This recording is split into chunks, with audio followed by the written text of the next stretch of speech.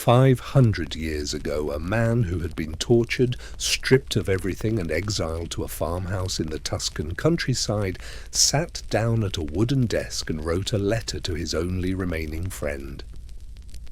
In that letter, he did not complain. He did not beg. He described something far more dangerous. He described what life actually is, not the version your parents sold you, not the version religions preach, not the motivational fairy tale where hard work always pays off and good people always win, the raw operational blueprint of how human beings actually function and how the world devours those who refuse to understand it. His name was Niccolo Machiavelli, and the uncomfortable truth he encoded into his writings has been misquoted, sanitized, and deliberately buried for 5 centuries. Because power does not survive when ordinary people understand its mechanics.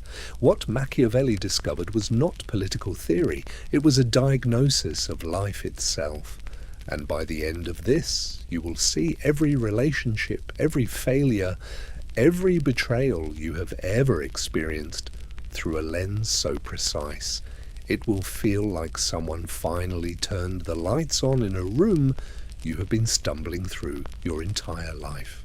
December the 10th, 1513. A 44-year-old man sits in the Tuscan village of Sant'Andrea in Percusina, roughly 10 kilometers south of Florence. 14 months earlier, he was the secretary of the Florentine Republic, a diplomat who had negotiated with kings, commanded militias, and sat across from the most dangerous men in Italy. Then, the Medici returned to power. He was accused of conspiracy, arrested, subjected to a form of torture where the body is suspended by bound wrists behind the back until the shoulders dislocate. He was dropped 6 times. He did not confess, because there was nothing to confess. They released him, stripped him of his title, and sent him to rot on his family's small farm. And here is where most people would have collapsed. Here is where any ordinary man would have surrendered to bitterness, to the slow decay of irrelevance. Machiavelli did not. In a letter to his friend Francesco Vettori, he described his daily routine. In the morning, he managed his crumbling property and argued with firewood merchants over pennies. In the afternoon, he walked to a local tavern, gambled with the butcher, and the miller shouted over card games so loudly the neighbouring town could hear them. Petty, vulgar, beneath him. But then evening came, and this is where the letter transforms from autobiography into revelation. He wrote, "On the coming of evening, I return to my house and enter my study. At the door, I take off the day's clothing covered with mud and dust and put on garments regal and courtly. And reclothed appropriately, I enter the ancient courts of ancient men, where, received by them with affection, I feed on that food which only is mine, and which I was born for." Read that again. A man covered in dirt, humiliated by fate, ignored by the world. But the moment he entered that room, he refused to be small. He dressed for the encounter. He treated the conversation with dead philosophers as the most important meeting of his day. And in that room, stripped of wealth, status, and power, he wrote The Prince, a book that would reshape the Western understanding of power, human nature, and reality itself. His enemies are dust. His words are still cutting 500 years later. Why does this matter to you? Because Machiavelli's life is the first lesson in his philosophy. He did not theorize about adversity from a palace. He wrote the operating manual for life while life was actively trying to destroy him. And the first principle he extracted, the one that anchors everything else, is this: life does not reward goodness, it rewards accuracy. Not accuracy of aim, accuracy of perception. The ability to see people, system, and yourself without the comforting distortion of what you wish were true. Most people die never having achieved this. They live inside a story where loyalty is returned, effort is recognized, and the universe has a sense of justice.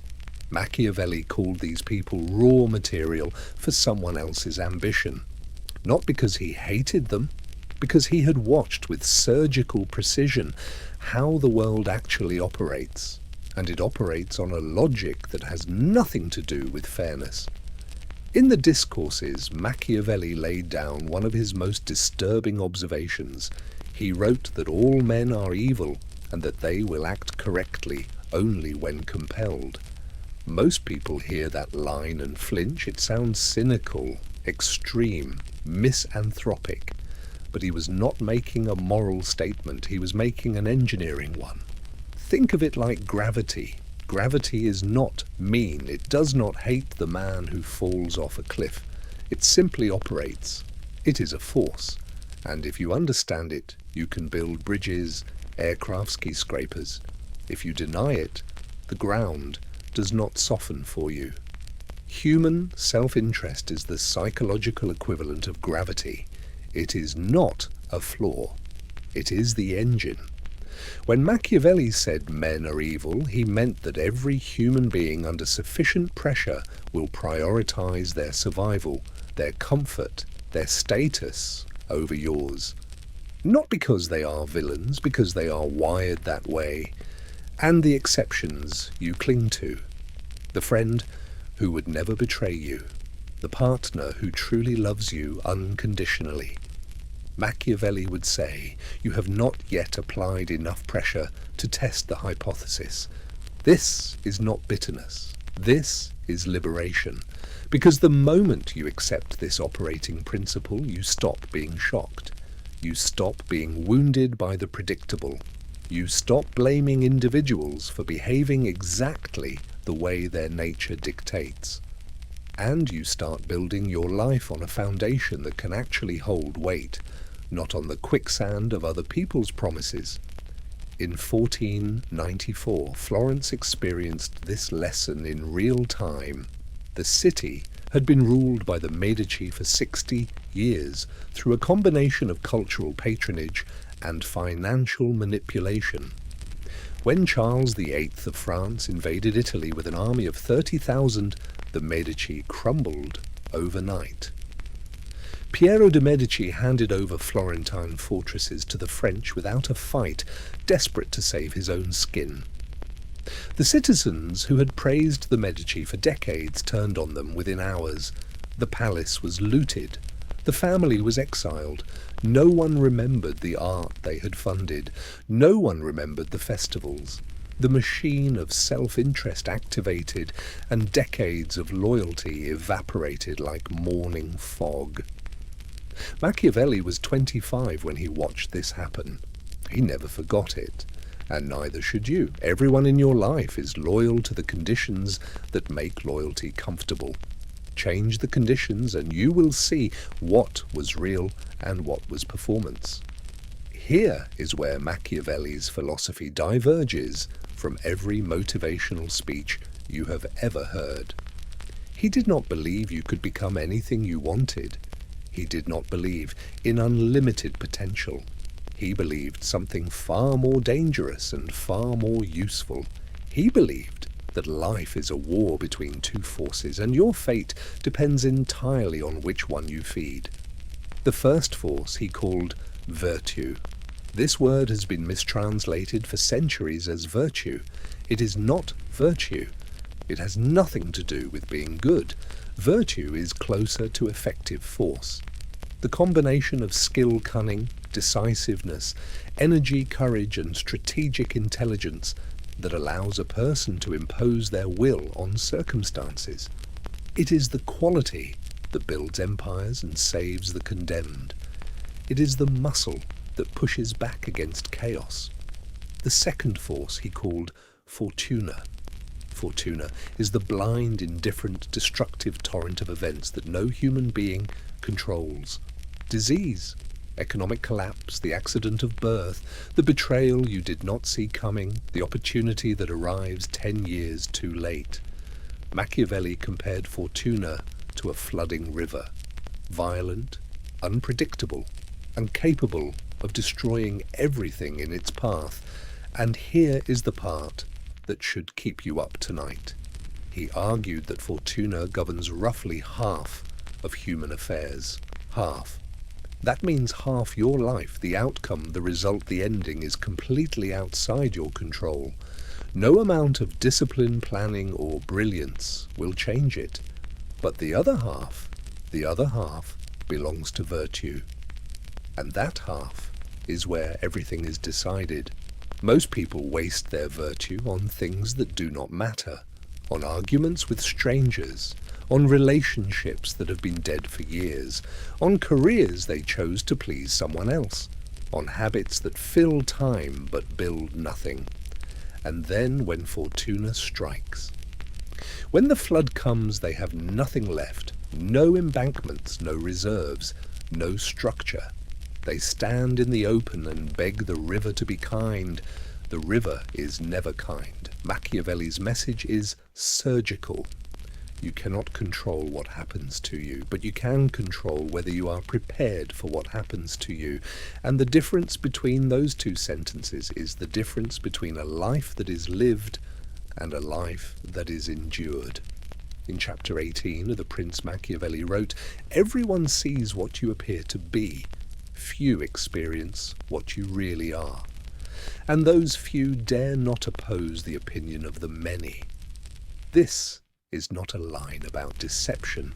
It is a line about the fundamental operating system of human society. We live in a world of surfaces.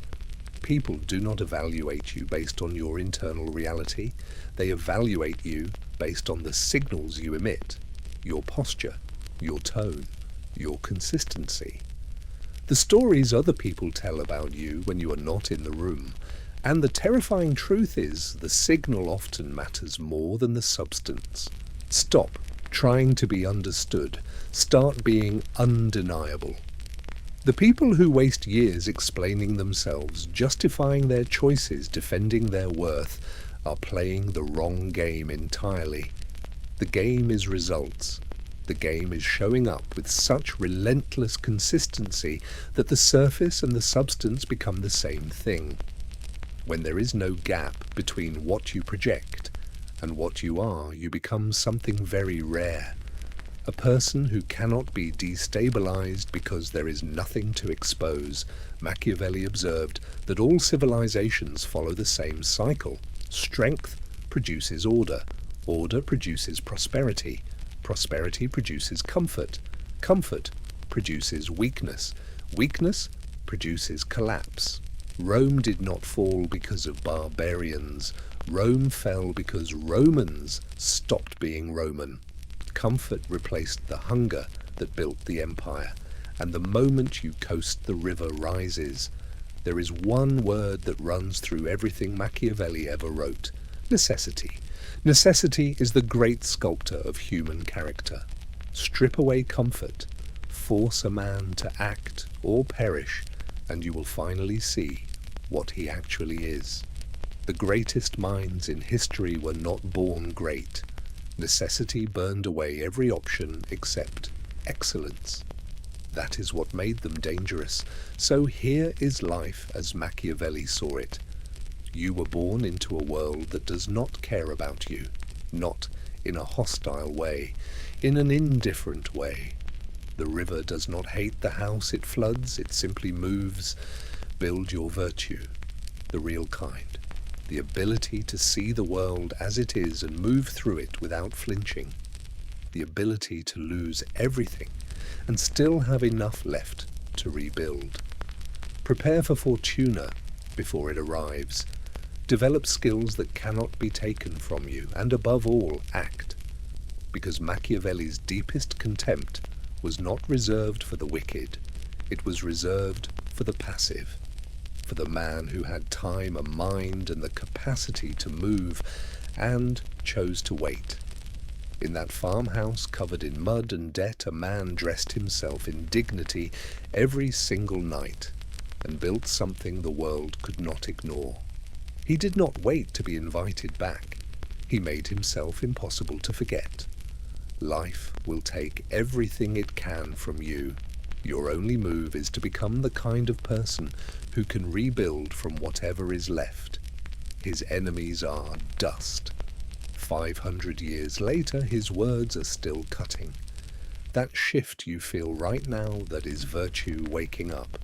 Do not let it go back to sleep.